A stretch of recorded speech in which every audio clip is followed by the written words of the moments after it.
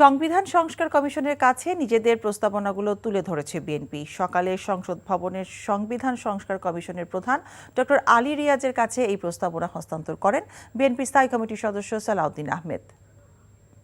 কাজের অগ্রগতি হচ্ছে, আমরা আশাবাদী। আমাদের কমিশনের সকলে অন্তত আন্তরিকতার সাথে কাজ করছেন এবং আমরা সকল রকম সহযোগিতা পাচ্ছি। আমরা অত্যন্ত আনন্দিত যে সকলে সহযোগিতা করছে, সিভিল সোসাইটি থেকে পাচ্ছি, রাজনৈতিক দলগুলোর পক্ষ থেকে পাচ্ছি।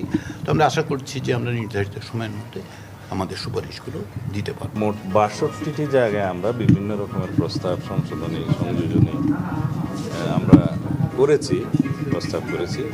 এগুলো ওনাদের কাছে জমা দিয়েছে, ওনারা সেটা বিবেচনা করবেন বলে আমরা আশা করি।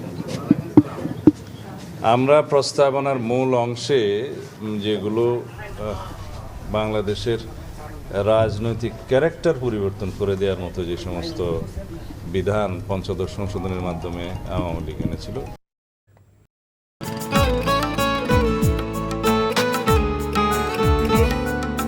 আপনার নামটা? নীলা। রাহুল। রবি, এই মেয়েটারে তোর ভাবি সবাই কেমন লাগবে? আপনাকে না বলছে আমাকে ফলো না করতে? ফলো কেন করতেছিলেন? আপনাকে দেখতে ইচ্ছে করে আমার, আপনার সাথে কথা বলতে ইচ্ছে করে। আমি কি করবো ঠিক বুঝতে পারছি না। ওরে বাবা, ওই মেয়ে, অথচ তারে তুমি চিনো না? হ্যাঁ, কি মায়ায় তাকাও তুমি, একটু দেখে চোখের খেয়াল, তোমায় দেখার তৃষ্ণা ভীষণ।